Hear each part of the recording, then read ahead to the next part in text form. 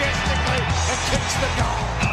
Making something out of nothing. Malcheski, is that the grand final? Jimmy Bartell can make a hero of himself. That is a brilliant snap. He's kicked the goal and Freeman to win it after the siren. What a game of football at the MCG. Welcome to another episode of the Protected Zone, where we take on the big issues in AFL one by one and offer all the goodness of this great game of ours. This week, we predict who will make the grand final. And we make the even braver decision about who will be the 2018 Premier. No rule changes this year, but the AFL has changed all the team songs. We investigate. Who will be the headline grubbers this year? And we preview the first round of the 2018 season. I'm Eddie J in Sydney. How is Sydney going, Eddie? I'm Linton Ganam in Tokyo. Well, I think Sydney's going quite well. Do you mean the city or the team? Both. I just checked the sort of weather forecast for the round one, and Sydney seems to be quite warm still. Yes, Sydney is quite warm, but fortunately for AFL fans, there are no games being played in Sydney this weekend. So one is being played in Canberra. I'm not sure what the weather is like over there. And the other game that involves the Sydney team is being played in Perth, which might also be very hot. Yes, it's a strange time of the year to start the game, probably, because I always think footy being the winter sport and, looking at the weather forecast, they're expecting 28 degrees or something, so it's kind of a bit ridiculous. It is a little bit ridiculous, but if your team is any good, they should be able to play in all sorts of weather, so the heat shouldn't be a problem for any of the AFL teams. But it has come around very, very quickly. The 2018 season is starting up on Thursday night. Can you believe it? But do you think it will be a repeat of the 2017 season where we had nail-biters, cliffhangers and close games, or will it be something different? I think it's going to be the trend will continue, and there's going to be plenty of close games. The games will be decided in the last 20 seconds, that kind of games. I think that's the way the game's evolving. One thing that I did notice about the AFL season this year is that there have not been any rule changes. What's going on? Yes, that's very, very... I was shocked to find out that the league headquarters decided, we're not going to change any rules. And I thought, my God, when was the last time? And we've been talking about this rule changes every year. And now we haven't got anything to talk about. What can we talk about? Oh, there's always something to talk about. But maybe the flavour of the AFL wanting to change rules every single season. Quite often they actually change the rules during the season as well, but maybe the flavour of what they've been doing in the past was all soaked up by things such as AFLX, where they could make all the new rules that they wanted to in a completely different game. Well, they may be bored with nothing to play with. They decided to re-record old team songs. Yes, that was very, very strange. So, yes, it seems like they were quite bored in their administration, but there was an absolute uproar this week where it was announced that the AFL had re-recorded all of the team songs, and there was absolute uproar in the media, and one commentator called it cultural vandalism. I haven't had a chance to, sample any of them, but any sort of new styles involved? Well, look, let's listen to a little snippet of one of them.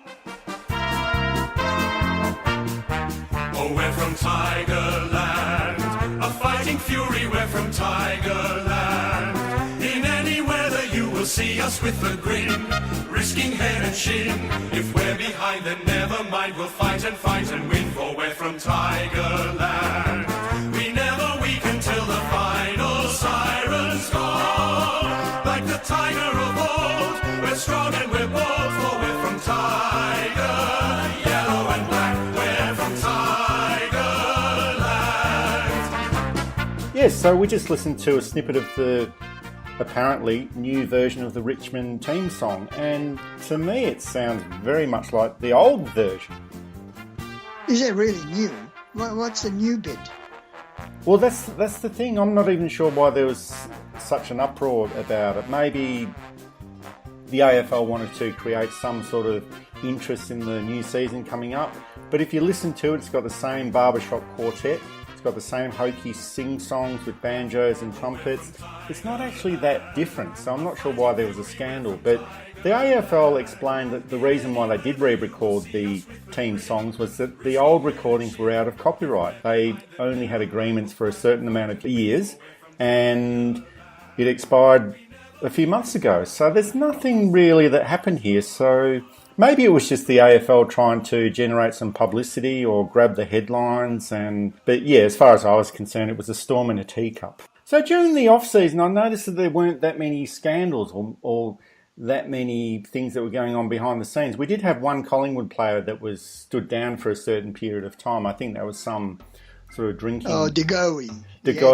Yes. So I think there was some sort of drinking allegation. I'm not exactly sure what happened there, but were there any other scandals during the off-season? Oh, no, I didn't hear any of that. And the Degoe one was, compared to last year's kerfuffle, it was a minor. You know what he did last year? He went to the bar and got injured and came back and told the coach that my dog did it. And, later on, of course, his dog came out and said, I didn't do it. And he got in trouble. But this year he was a bit more straightforward. He was caught drink driving. And have you noticed any new haircut styles? Last year was the year of the beard, and we had quite a few hipsters in last year's grand final. Have you noticed anything different in the pre-season matches or the warm-ups or anything like that? Only one I noticed was I couldn't notice the Tex. Tex had a very nice, look. But I think he shaved it off all and for charity or something. So he doesn't look like Tex anymore. There'll always be some sort of headline that comes up during the year, whether it's haircuts or discussion about sacked coaches, a scandal, too much drinking. There might be a surprise standout team like there was last year and the year before. So there's always something that will happen, but I guess we just need to watch this space. Oh, yes. I think at the end of round one, we can see the trend, happening, emerging. AFL has to invent something for us to talk about. So you're listening to The Protected Zone. You can subscribe to us on iTunes, listen to us on SoundCloud, YouTube and Tumblr, or you can go to our website, theprotectedzone.com. And if you do listen to us on iTunes, don't forget to post a nice comment to say how good this program is. Up next, we reveal our tip for the 2018 Premiers.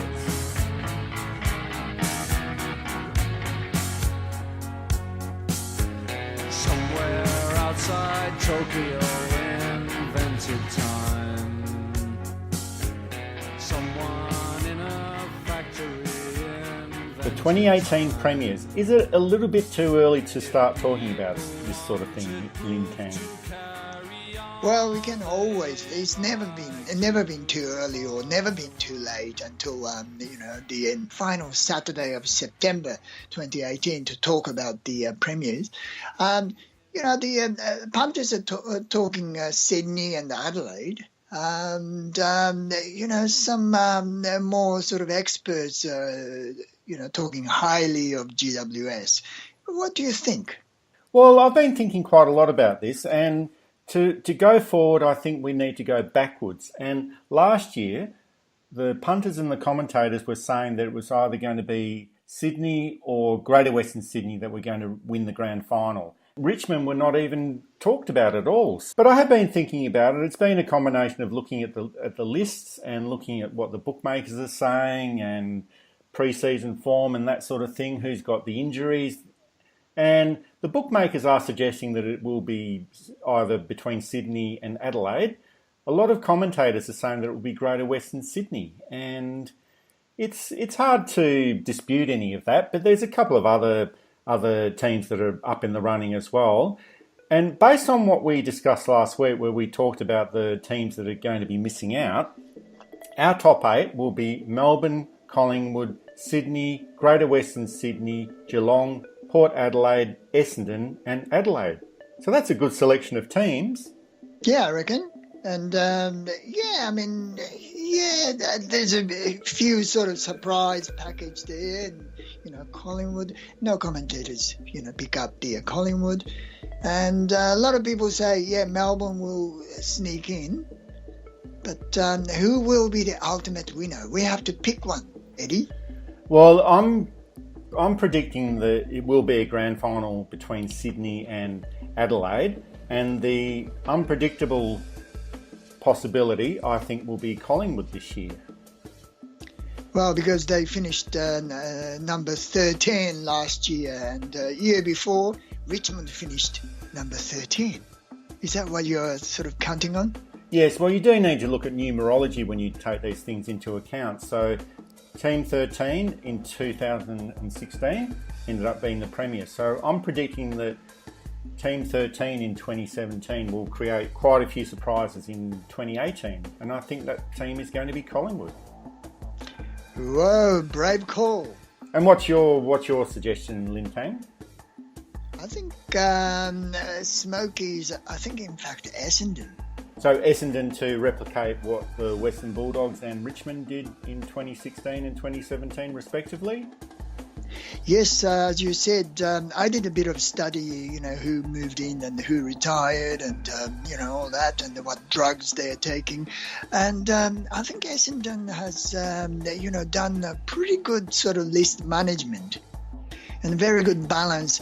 Bit light on the midfield, but they got the a bit more firepower, a bit more sort of defensive unit.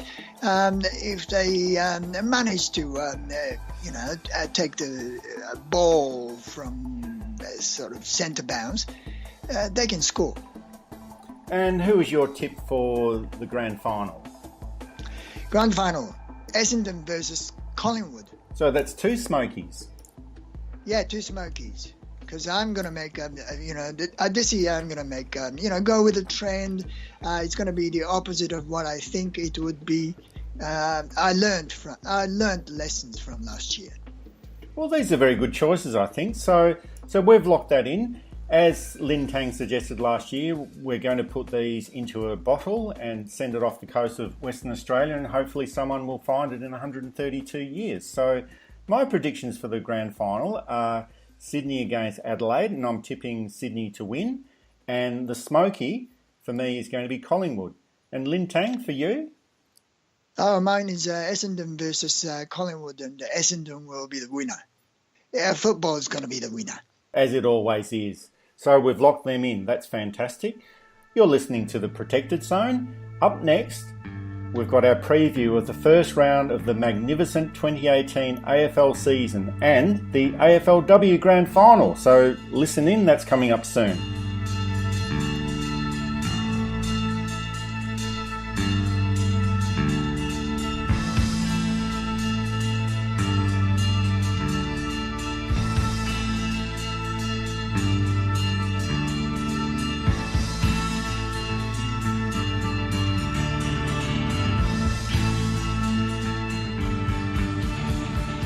The 2018 season, it begins on Thursday night, and it's a big blockbuster. It's Richmond against Carlton. Does it get any bigger than this? I think the tickets are already sold out last year, apparently. 90,000 plus people are expected to come to taste their first taste of warm beer and cold pie. So it's on a Thursday night. I know that you're not a fan of the Thursday night matches, but I think we can make an exception for that being the first game of the 2018 season. Now, do you think that there's 90,000 people coming to look at Richmond play, or coming to watch Carlton play, or coming to watch the grand unfurling of the 2018 Premiership flag for Richmond?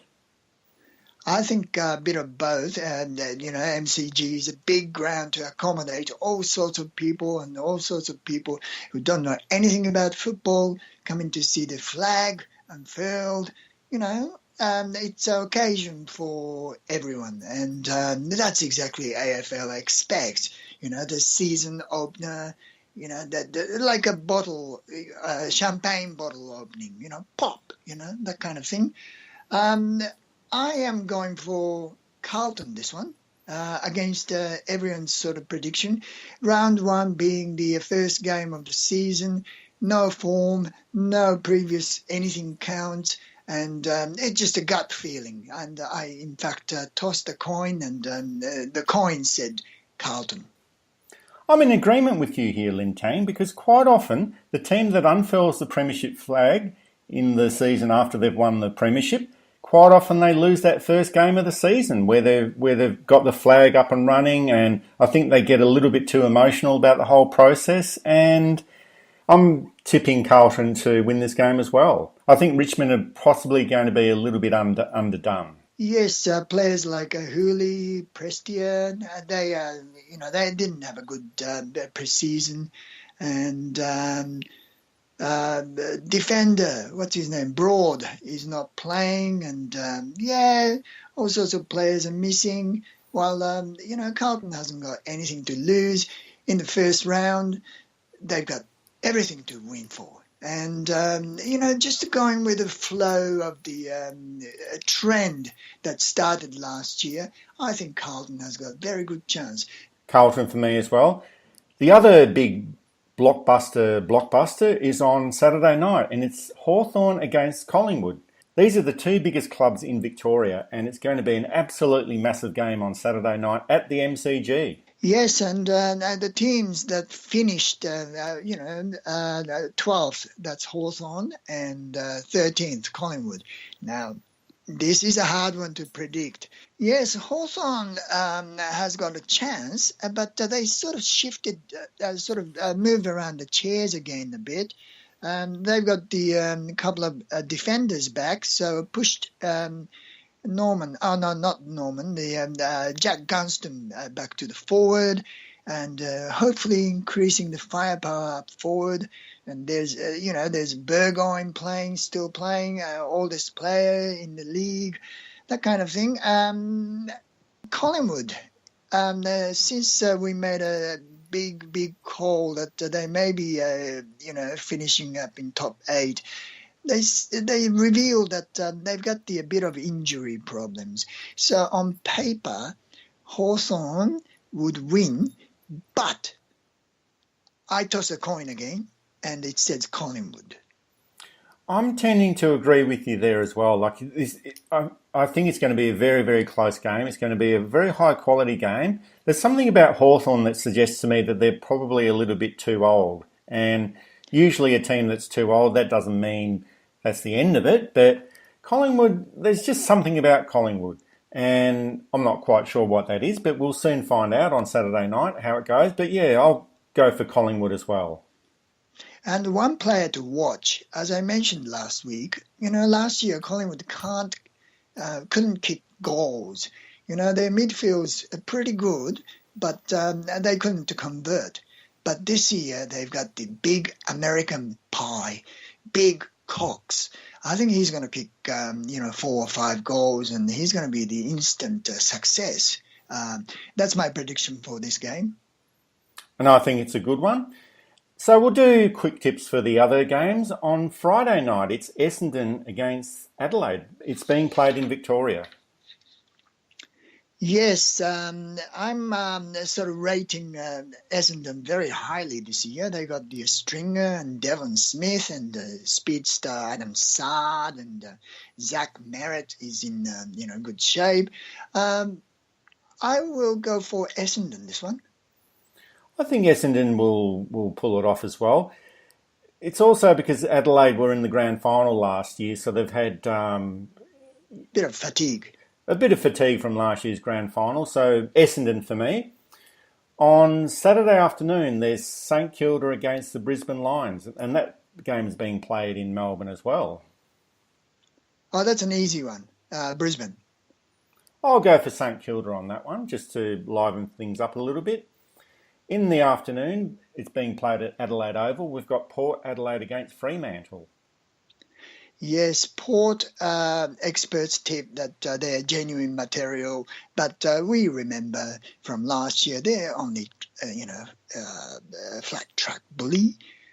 And, And this year that continues, even though they sort of got the nice players from other teams like Motlop and Rockcliffe, but they are missing Robbie Gray in this game. He was suspended, and I think Freo will stand up this one. Well, Fremantle are a little bit of a flat track, so I'm predicting Port Adelaide for this game. Next game is Gold Coast against North Melbourne. I'm not sure how many people will be watching this game or how many people will be interested. It's actually being played up in far north Queensland. Well, North Melbourne, could they play that far north? I thought they're only good at playing in North Hobart Oval or something, wasn't it? Yes, that's right. That was their stronghold last year. They won most of their games in North Hobart last year. So I've got a feeling that it's possibly too far north for them, and I'm going for Gold Coast Suns. Gold Coast Suns have got a brand new coach this year. Their list is much better than a lot of people are thinking, and I'm tipping Gold Coast for this game. The same with me, the Gold Coast. They got rid of the aging, what's his name, Gary Ablett. So and got the nice roundish Stuart Dew. Is he playing? Oh no, he's a coach. He's the coach, but I'm sure that if they get too many injuries, he could easily put the boots on and kick a few goals for them.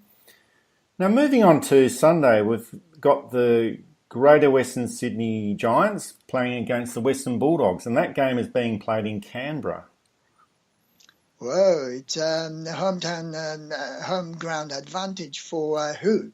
For Greater Western Sydney. Right.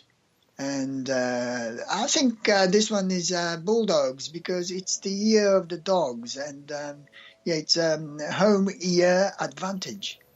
Yeah, so I've got a feeling that the Western Bulldogs will win this game as well. There's another match on Sunday afternoon. It's Melbourne against the Geelong Cats. Where are they playing? They're playing at the MCG, and we've tipped both Melbourne and Geelong to make the finals this year. We consider that Melbourne will make the finals after their near miss from last year. Yes, this one I'll go for the first draw. Oh, interesting. So we don't normally have a draw in the first match of the season. The last time that actually happened was at the beginning of the 2011 season. So that was 7 years ago. So maybe it's time. It's time that we had a draw in the first game of the season. Yes, why not? And, it's closely matched, and the Geelong doesn't have any home ground advantage playing at MCG. And, Melbourne, Geelong, yes, this is a draw.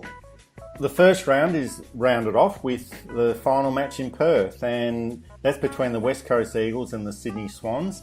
And it's the first official AFL game at their new stadium, Perth Stadium. How exciting. It is indeed. Have you sampled any beer or pies there? You were there recently, weren't you? I did have a look at the stadium from the outside. I didn't actually sample any of the pies or their beer, but apparently there was a bit of a furore about the quality of the beer and the quality of the food that was going to be there. But apparently they've resolved that issue. We'll find out what it's going to be like on Sunday afternoon. It just seems like there's quite a long gap between the Thursday night match and Sunday afternoon and the final match of the round. So I'm putting the thinking cap on here about who's going to win. We predicted last week that West Coast Eagles are going to slide this year, and I think their sliding will commence from this game. The Sydney Swans should easily win this game. Right. As much as I hate Thursday night match, I don't like Sunday the sort of 4 o'clock match. It's just too, as you said, too far between. And Sunday 4 o'clock, we'll start thinking about next week already. Oh, the footy's still playing. The weekend's almost over, but still going on. Sort of afterthought kind of thing. And it's played in West Coast, Perth. I'll go for the West Coast. This is going to be the first taste of new House of Pain. I don't think they've had enough time to create the House of Pain, but when you do create any sort of house, you have to do it brick by brick. So there could be a little bit in that for them, but I'm still thinking that the Sydney Swans will win this game. Now, that's all the games that are being played in the AFL, but over in the AFLW, we've got the Grand Final. Exciting! Got the second Grand Final of the AFLW, and it's between the Brisbane Lions and the Western Bulldogs, and it's being played on Saturday afternoon. Yes, it's exciting. The girls can play. I am really, really impressed. There was a very exciting final round last weekend, so there were still 5 teams in contention for the Grand Final, and the Western Bulldogs made it through a final goal that was kicked in the final 30 seconds of the game, so they got it into the Grand Final. Brisbane was waiting to see what would happen in other matches. Then Collingwood defeated Adelaide. Brisbane made the Grand Final, so it was quite an exciting final round. But there's a little bit of contention in the lead up to the Grand Final because Katie Brennan, she's the big star of the Western Bulldogs. She's actually been rubbed out for the game. Oh, what did she do? Oh, she made some sort of horrible tackle on her opponent, Melbourne opponent. So, yeah, it looks like she won't be playing. But as far as I can see, the Brisbane have got too many star players. They've got Sabrina Frederick-Traub, and I think that she'll carry the Lions over the line. And as well as them having the experience of playing in last year's Grand Final, I think that Brisbane will win the Grand Final. Maybe they can teach some lessons to boys too. They could do that. So wouldn't it be interesting if Brisbane and Western Bulldogs made the AFL Grand Final in September, just replicating what's happening in the women's team? That would be fun, and boys and girls celebrate together. Yeah, that's a footy we would like to see. And what's your tip for the AFLW Grand Final? I think the Brisbane's far too strong, even though this is the year of the Dogs. You're listening to The Protected Zone. You can subscribe to us on iTunes, listen to us on SoundCloud, YouTube and Tumblr, or you can go straight to our website, theprotectedzone.com. Up next, we have our Song of the Week.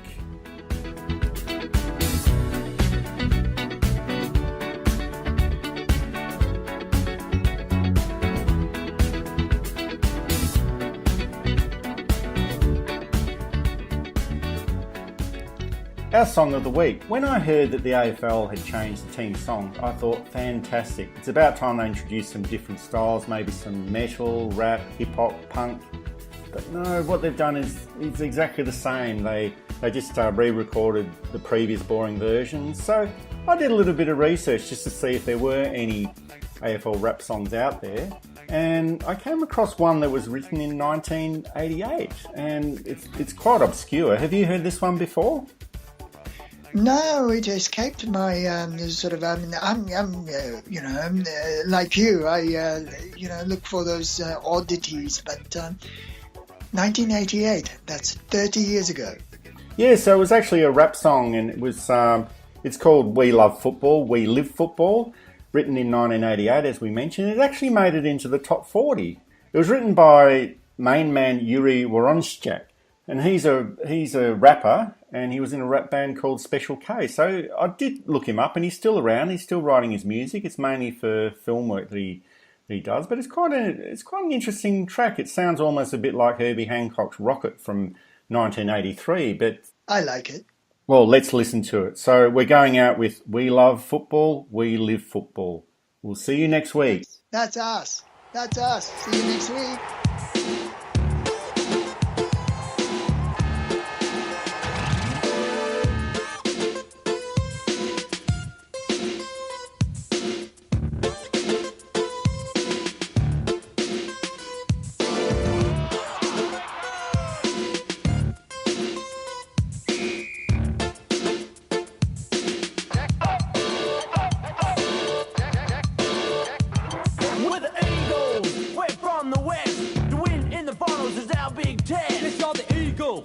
Much is true, but you ain't no match for a kangaroo. Beware the demons! Ha! Losing the drag. After all these years, they're gonna take the flag. When the going gets tough, you better watch out. When the finals are here, the cat's out. We love, we live football. We love, we live football.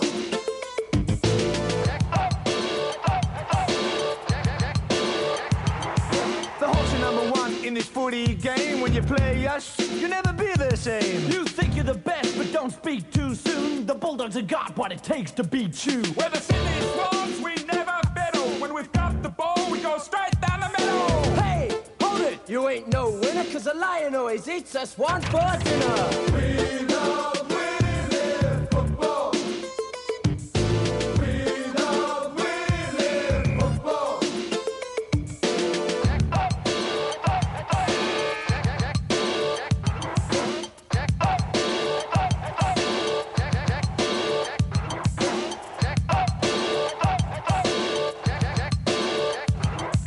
Brisbane Bears had to start from scratch. We fight real hard to win every match. We're the high-flying bombers from Windy Hill. We're the toughest, we're the team we're gonna kill. Listen up, guys, cause Richmond's here, and we're the only team that you should fear. The black and gold ain't where it's at.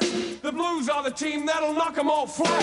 Stop your boasting, the Saints have arrived. You'll all be sorry when we make the five. Y'all may be tough, but have no fear. It's Collingwood's turn for the flag this year. We